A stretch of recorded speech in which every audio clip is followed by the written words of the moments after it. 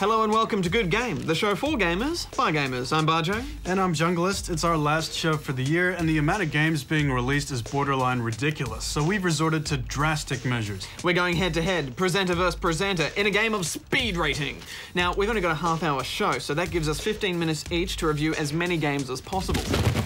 Plus our choice for the best and worst game of 2008, and we talked to Michael Atkinson, the South Australia Attorney General, about why he's so opposed to an R18+ rating for video games.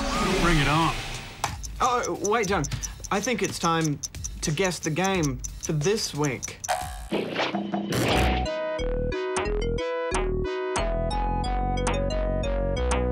Oh, hang on. I think it's also your turn to read the news. Clock's a-ticking, Jungie. Good game. The creators of the Battlefield series, Digital Illusions Creative Entertainment, have delayed the release of their online shooter Battlefield Heroes until 2009. The cartoon-style free-to-play online shooter was set to launch in late 2008, but after a lengthy period of beta testing, DICE have decided to take the game back into development to improve the game's online functionality. The Cooking Mama series of gourmet games may be a hit with game players, but it seems that they're not so popular with animal rights activists. The Kitchen Simulation series sees you preparing a variety of meals using both meats and vegetables. However, People for the Ethical Treatment of Animals, or PETA, have decided to release their own version of the game called Cooking Mama Kills Animals, with the intention of showing the player exactly how disgusting your festive meals really are, and to encourage them to cook a tofurkey instead. Good game. Welcome back. Let's do this. Actually, I'll go first. Need for Speed Undercover. All right, get on with it. Well, it's no secret that the Need for Speed franchise has had some lemons. Carbon didn't really get the drift right, and Pro Street, what was all that about? But Need for Speed Undercover comes to the rescue. The physics are good, they got the drift right, and if you don't like it, you can tweak it. I found a really soft grip was the way to go if you want to get that burnout feel, which I'm definitely into.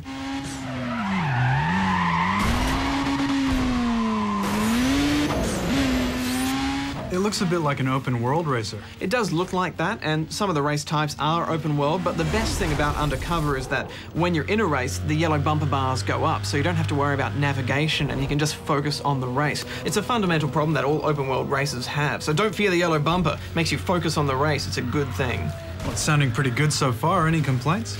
We're reviewing the 360 version, and it's not the final version, it's debug code, so this may change on release, but at the moment there's areas in the city which are a bit framey, especially if you go through debris or if there's a lot of cars around.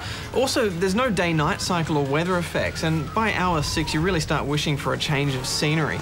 On the upside, online looks promising, the game streams the world well, and the game is really, really fast, the way Need for Speed should be. I'm giving it 8.5 out of 10 rubber chickens.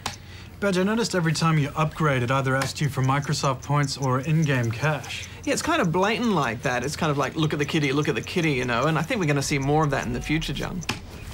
Well, it's good to see the cops are back, and there's also an interview with one of the game's producers on our website.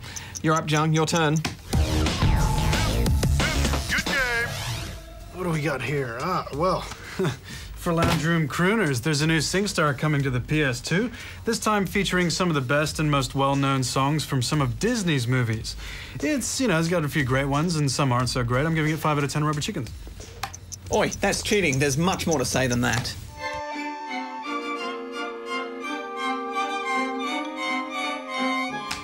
Sigh. All right, well, there's only 25 tracks as opposed to the usual 30, and a lot of those are very short, such as Bibbidi Boppidi Boo, which is only just over a minute.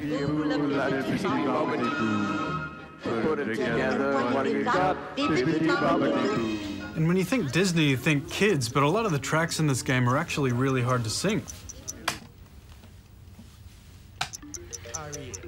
All right, well, things get pretty hectic when one player has to sing the backline of a song and the other the melody. And blinking, stepping to the sun. There's more to there's more. And they finally worked out to put the red player on top of the screen and blue player on bottom of the screen, which negates the advantage that the blue player has had throughout all previous Singstars. Chickens? Well, they've done a pretty good job of mixing the old Disney classics with some recent hits, but as with most SingStar offerings, there's some duds on here too. And with only 25 relatively short songs, I felt a little let down. I'm giving it 5 out of 10 rubber chickens. Good game. Your turn. Okay. MK vs. DC. All right, now I know you've been waiting for this one for a while. Try not to get too fanboy on us. Tell us about Mortal Kombat vs. DC Universe. Zong! I said restraint. Flash to Wonder Woman.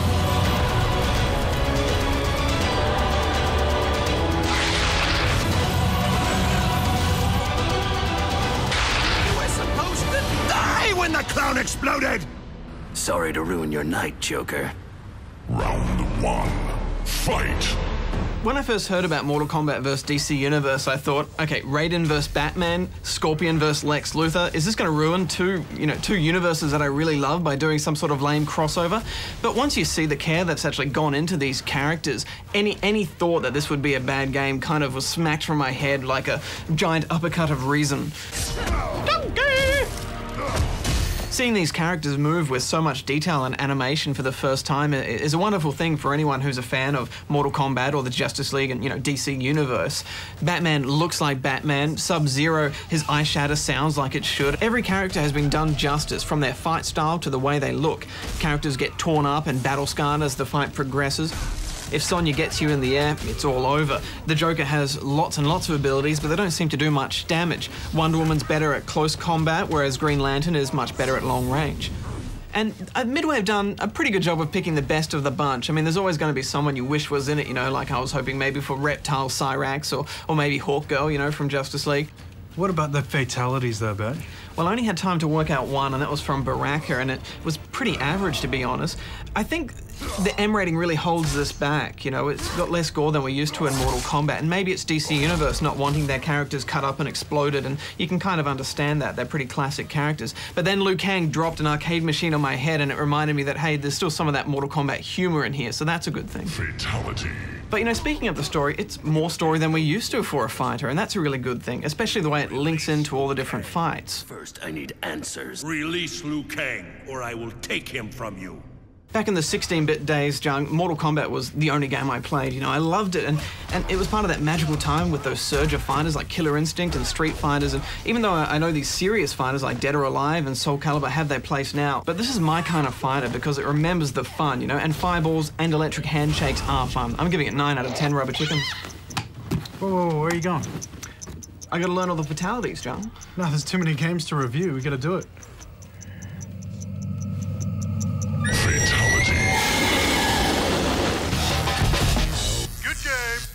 Time now for our first award of the night, but it's for the stinkiest, awful, lame, full of fail excuse for a video game this year. Nominations from the forums include Beijing Olympics, Turning Point Fall of Liberty, and Lost the Video Game. And the winner for the good game, worst game of 2008 is... Lost the Video Game. Being made by Ubisoft Montreal and written by the original executive producers of the show, Lost had good potential. But with a play length of only a couple of hours that didn't give fans of the show anything new, the idea of interactive entertainment was lost on them. The plane crashed. Dude, our plane just crashed on a deserted island. We all need help. Now let us never speak of it again. All right, Junglist, you're up. All right. What do we got here? Now when legendary game developer Rare announced Banjo-Kazooie Nuts and Bolts, you can almost hear collectively the cheers of gamers worldwide. It's been 10 years since the puzzle platforming bear-bird combination hit the Nintendo 64 and was followed up 2 years later by Banjo-Tooie. But times have changed. The game is now on the 360 and the original development team is long gone. Banjo and Kazooie have spent their extended break eating pizza, playing video games, and getting nice and complacent since the last time they defeated Gruntilda, and almost aren't even up to the challenge when Log, or Lord of Games, the creator of all things gaming, shows up to settle things between bear, bird, and witch once and for all. Developing Nuts and Bolts must have been a dilemma for the team at Rare. You've got all these Banjo-Kazooie fans who are going to want to relive the days of old. But then you're on next gen with the extra hardware processing power, and you're going to want to bring in a new audience as well. So not surprisingly, they've gone for mixing the old with the new. The old are numerous references to the past games. Collecting jiggies to unlock new worlds, old friends like Mumbo Jumbo and the love-hate relationship between bear and bird, the self-depreciating humor, and Rare really needs to be congratulated on the worlds. They look stunning and huge and manage to be both fresh and familiar. The new is user-generated content in the form of a vehicle builder. In addition to jiggies and musical notes, you'll now be collecting car parts and blueprints to create multiple vehicles that you'll be using to compete in races and solve puzzles. There's a lot of parts to collect and a lot of planes, boats, and cars for you to build. You can understand Rare wanting to build in new gameplay into the franchise and bring in new players as well, but I found the vehicle building tedious and being asked to compete in race after race dull. See, I loved it. Yeah, but you like that user-generated content stuff and you love racers as well, so you're exactly that new kind of player that they're trying to attract.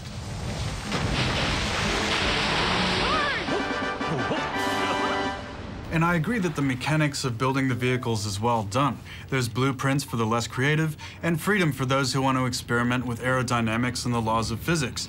But it's frustrating having to constantly enter Mumbo's garage just to do a little tweak on your creation so you can progress in the game. There are some multiplayer mini-games and the ability to swap blueprints online, so for those that do fall in love with the new Banjo, they'll be playing it for some time. A game that pokes fun at itself and gaming in general is always a good thing, but fans of the old Banjo-Kazooie games need to know that they're not going to get the same experience. I'm giving it 7.5 out of 10 rubber chickens. Good game. One of the most important issues facing gamers and the Australian video games industry today is the debate surrounding the introduction of an R18+ category for video games. And at the centre of this debate is South Australian Attorney General Michael Atkinson. We sat down with Michael Atkinson and some other industry experts to find out why this issue is so divisive. Michael Atkinson, welcome to Good Game. Good to join you. You're known for your views on censorship, but why are you opposed to an R18+ rating for games? I think interactive games are in a different category from film, cinema, videos, in that one can watch the most horrific, violent and depraved scenes, and most people can say, well, that's fantasy, I'm watching and that's the film. With interactive games, one is actually doing it. One is doing the running down and killing. One is doing the shooting and killing. Decapitation or amputation. One is administering the drug. I think there's an additional element in interactivity which puts it in a different category, and that's why I adopt a different attitude to it. Earlier this month, you withdrew your support for a discussion paper that sought public opinion on the R18 debate. Why did you withdraw your support at that time? Well, we aim to make some changes to the discussion paper, so in my view it's balanced. I thought the Standing Committee had assumed the wave of the future was R18+ games, and inevitably this would happen, and the discussion paper was drafted in that way.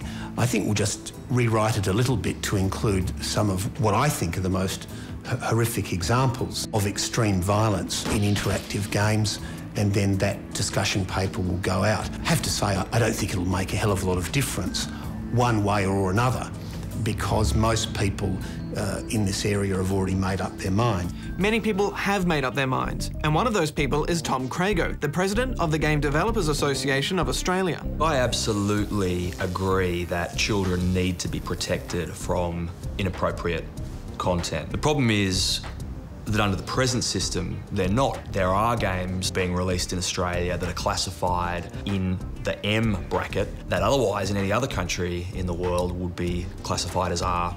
Look, I understand that argument, and that argument is a criticism of our classifiers at the Office of Film and Literature Classification. I'd say it's possible, but I'm sure the office would vigorously defend their integrity in applying the classification guidelines. So you don't agree with Tom Crago's argument? I think that's an argument of convenience by someone who has an economic interest, a money interest in making games that include extreme violence and extreme sex or depraved sex. It's absolutely outrageous to suggest that the Game Developers Association of Australia is interested in this R18+ issue because of financial gain. From my point of view at Tantalus, for one, we don't make adult-themed games.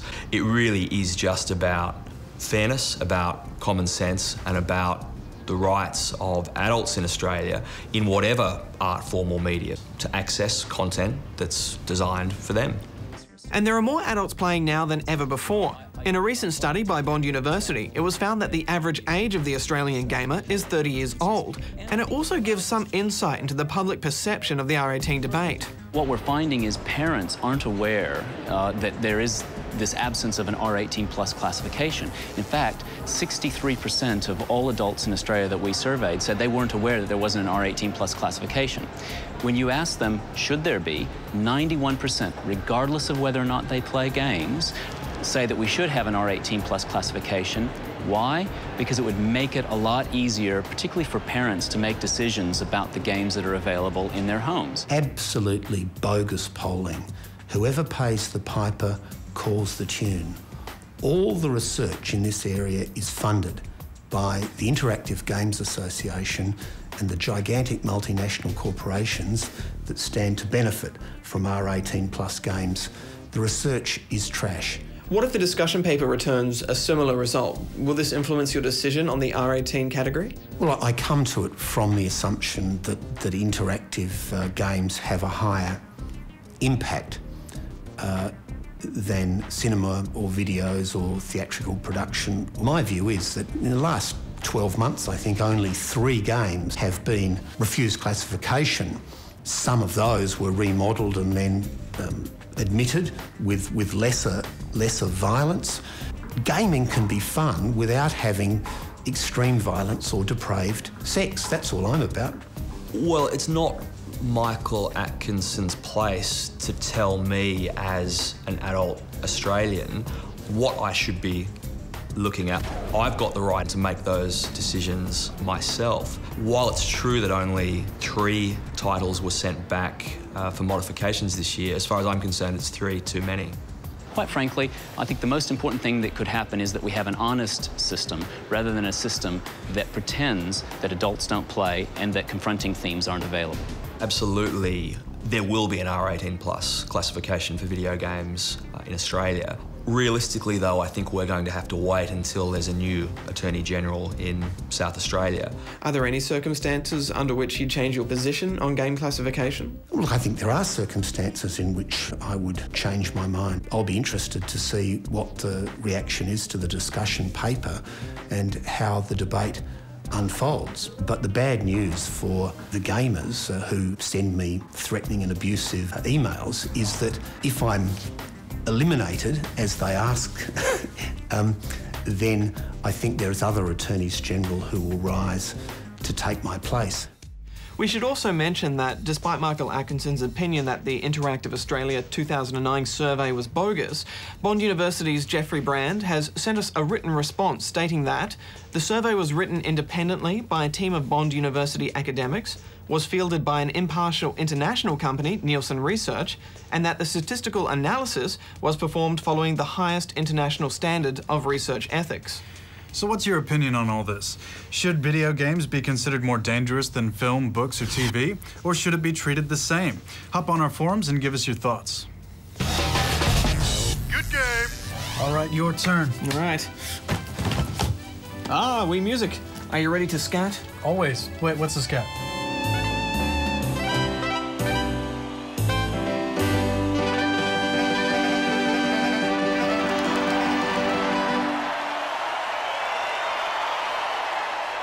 Well, whether it rocks or not is a matter of opinion, but it's definitely fun to play.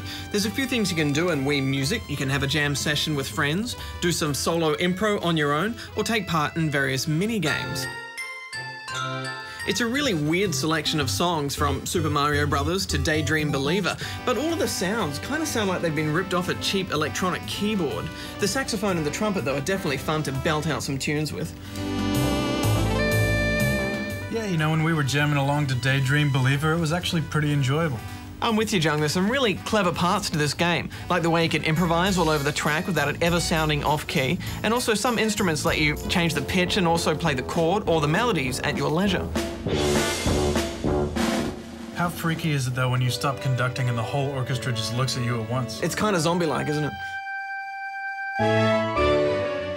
Some of the instrument sounds really let it down, though, and the game just feels too simple in some parts, like the pitch-guessing mini-games. I wanted to have more jam sessions, you know, and really get that improv thing happening. There was real potential there. Feels to me like more of a family game. Yeah, if they had better-sounding instruments or maybe more tracks, I'd be much more into this, but as it stands, it really doesn't feel like a full game to me. I'm giving it 5 out of 10 rubber chickens.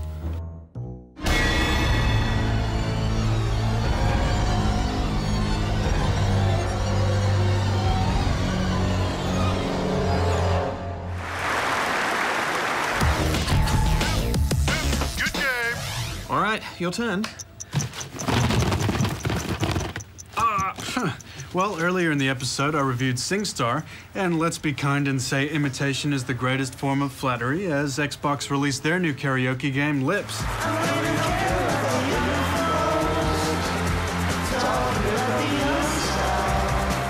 The mics are sensational, Zomg wireless and Zomg flashing lights. And you even get extra points in-game for pulling off some idol-like mic maneuvers.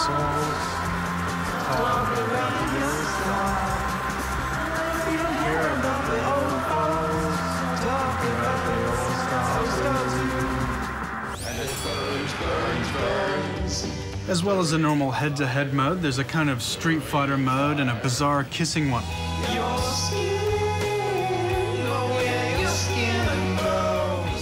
Sometimes these side games can be the best part about it, like the pacifism mode in the latest Geometry Wars, but I can't see that being the case here. It felt more like, let's include something to not look like a copy. All right, give me a go. Green plastic watering can. They've put in some multiplier effects like vibrato and a kind of star power, so you can rack up some big points and have some tight matches. There's only one difficulty setting though, so good singers might find it a bit easy.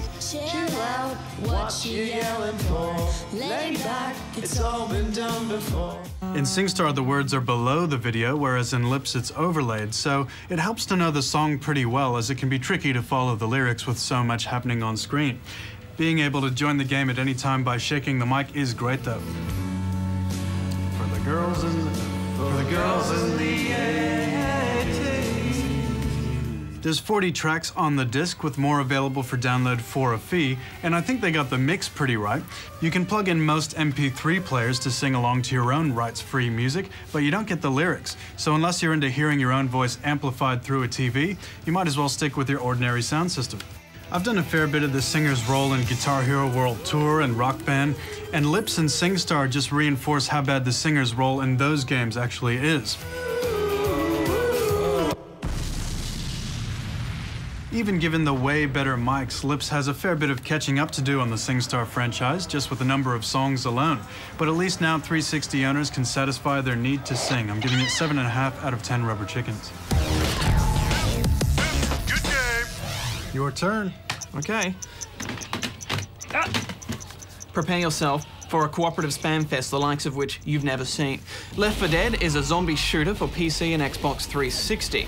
Taking influence from every 80s zombie film that's ever been made, you play as one of 4 characters fighting for their life in 4 chapters, which are actually unlocked right from the get-go. Don't expect developing storylines and character arcs. There's no time for that, because as you can see, there's an awful lot of zombies. But only 4 chapters, Badge? Is that enough boomstick for your buck? You know, I think it's a game that's it's meant to be played multiplayer, you know, and then you bump up the difficulty and then you try and get through it with your friends again. You can play it single player, but the AI, even though it's generally pretty good, sometimes they can take ages to heal you, and sometimes it can be quite stressful waiting for them to enter the safe room, and sometimes they just really leave you hanging.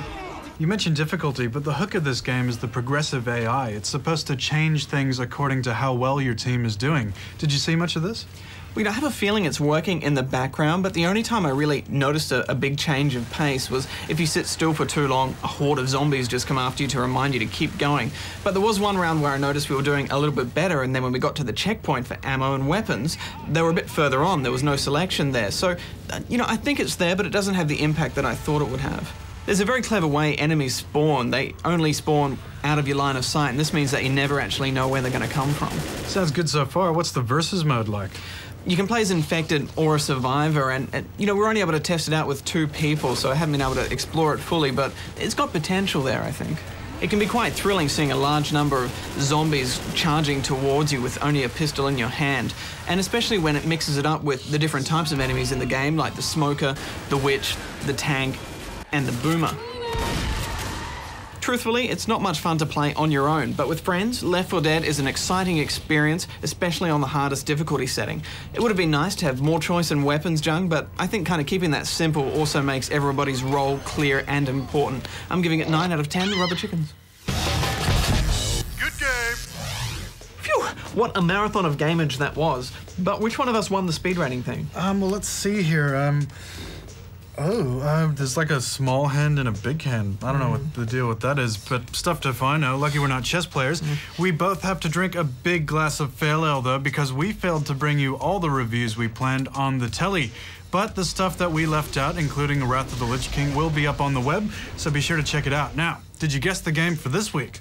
It was James Pond 2, codename Robocod, a game that came out first in 1991 for the Commodore Amiga, instantly becoming one of the most unlikely Christmas games in gaming history. And before we go, the winner of the Good Game Best Game for 2008. Now, the forum goers' pick was Fallout 3, and it's a very fine game and definitely my playmat of choice at the moment. But there can be only one, and the winner for the Good Game Best Game of 2008 is... Braid. Braid is the time-bending, puzzle-platforming game created by outspoken game academic Jonathan Blow. We've chosen it as our best game as much for the interesting debate it stirred amongst gamers as for the exemplary level design and mechanics.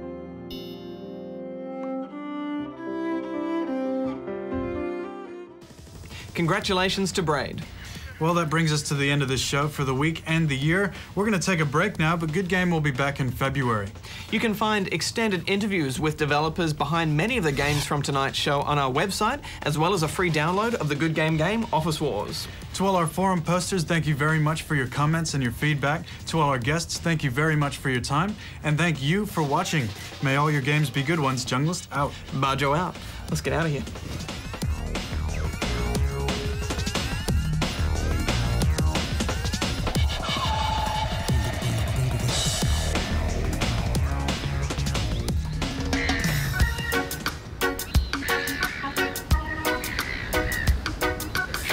This is nice.